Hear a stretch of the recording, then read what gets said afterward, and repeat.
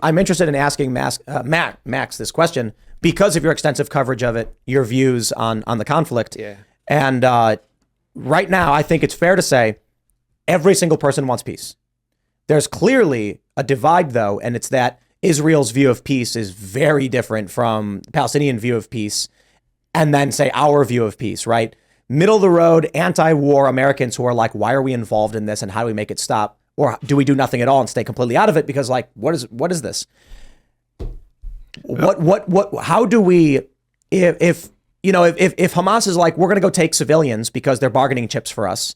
You've now got a story where I'm like, bro, I'm 37. This conflict's been going on a lot longer than I've been alive. And all I know is I watch a video of people storming a music festival, killing and kidnapping people. All I see, that's bad. We want to stop. I see three ways for this to end. Either it's the total obliteration and annihilation of 2 million Palestinians, or it's they refugee and they flee the land and they come here to the United States or somewhere else, or they are absorbed into another nation. Those are three solutions that Israeli leadership is kind of putting forward because they cannot exist with Palestinians in their midst. And Egypt doesn't want to take them, and Jordan doesn't want to take them, and Lebanon doesn't want to. No one wants to take the Palestinians. Yeah.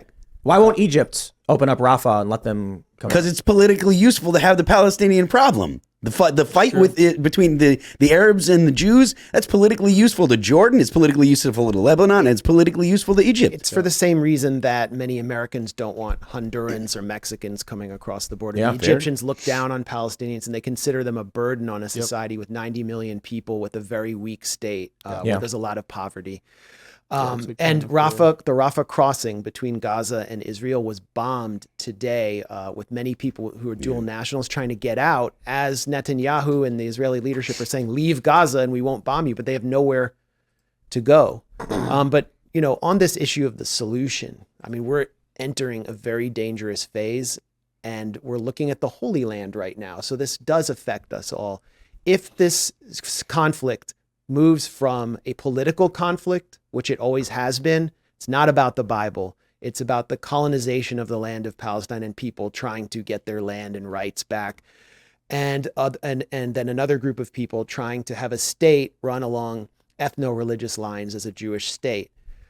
If it moves into a religious conflict, we're all screwed, and it's going there. This operation waged by Hamas and Palestinian Islamic Jihad was called Al-Aqsa Flood. It's about the Al-Aqsa Mosque. And what's been going on there is that the security minister of Israel, who's the biggest fanatic in Israeli society, his name is Itamar Ben-Gvir. He's led literal riots against Palestinian shops. He's so extreme the Israeli military would not allow him in. He's been convicted in Israeli courts of terrorism. He is now the security minister because Benjamin Netanyahu needs him and his small party in order to maintain his coalition. He has been leading groups up to the Al-Aqsa compound of Jewish extremists who try to break in there into the third holiest site in Islam in a direct provocation. And what they want to do is blow up the Al-Aqsa compound and bring back the third Jewish temple. And they belong to a movement called the Temple Movement, which sees the Jewish prayer that takes place at the Western Wall as phony, as fake. What they think the original prayer that took place there was the mass slaughtering of sheep continuously, and they want to do that there.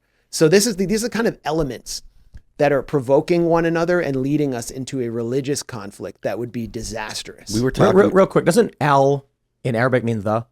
Yeah, kind of. Yeah. I just wanted to point that out because it's funny because we say the al whatever, like we say the. Yeah. I just thought it was interesting. It's Al Jazeera, yeah. We were talking. I disagree about the context.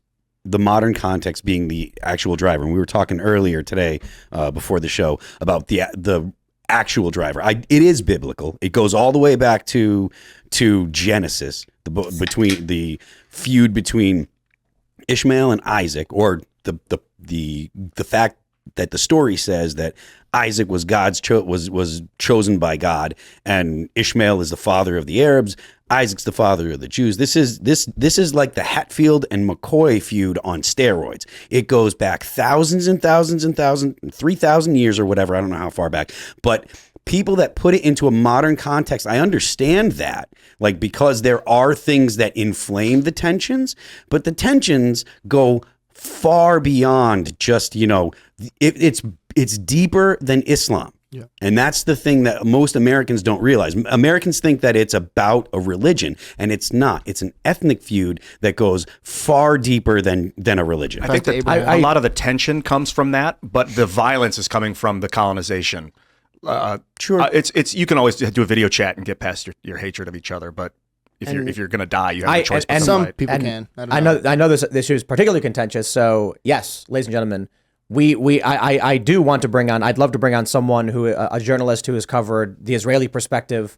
Not that I think that you necessarily don't, but you do have your biases. I wrote a book about the Israeli perspective. It's called Goliath, and I lived in Jerusalem in one of the most Jewish areas for almost a year, just trying to absorb that. That's fair, but I'm Jewish myself, and I came to this understanding by first going on the Birthright Israel trip, which is a free trip for Jews. It was then 18 to 25, and it's basically like the best sex vacation ever.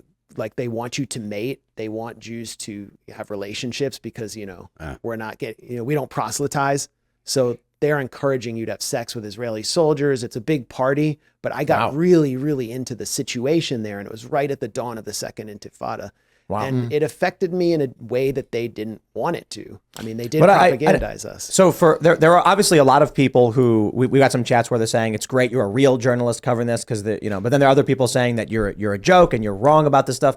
But I do want to point out the seemingly contradictory statement you made earlier. I would say seemingly in that the people's view of tribal politics.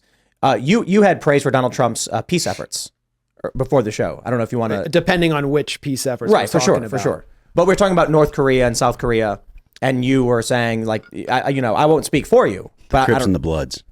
Yeah.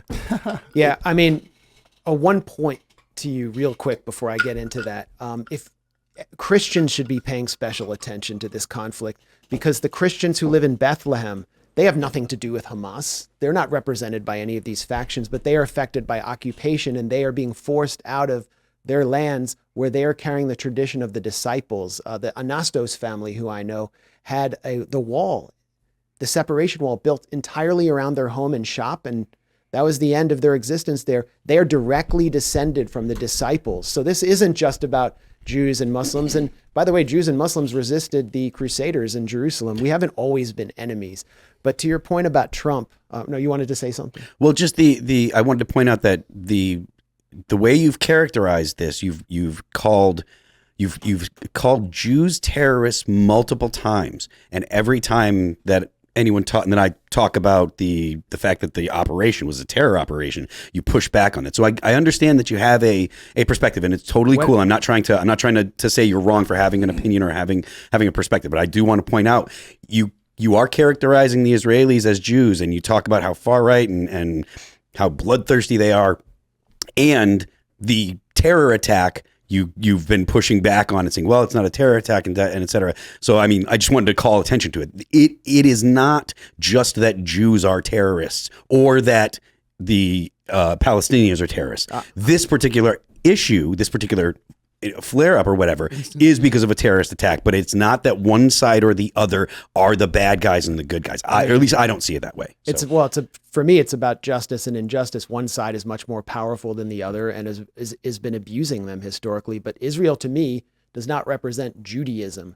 To me, that's an anti-Semitic point of view. And actually, anti-Semites try to implicate all Jews by invoking Israel's crimes. I see Israel as embracing the philosophy of Zionism. And if you go to Brooklyn and you see all those ultra-Orthodox Jews from the Satmar clan, they're not Zionists. In many ways, they're anti-Zionist. So all Jews are not Zionists. Back to Trump.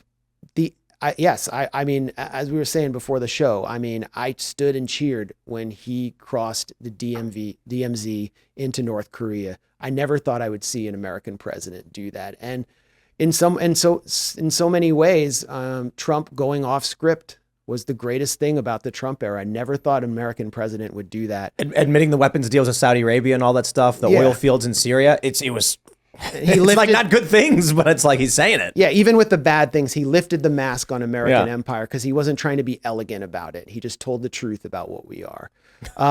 With Israel, though, I don't know if you remember, but it was like in 2015, he went to the Republican Jewish coalition, and he said, like, I'm a landlord. A lot of you guys are landlords. We need to make a deal with Israel-Palestine. And they called him an anti-Semite for saying that. It's like he's calling Jews landlords who are deal makers.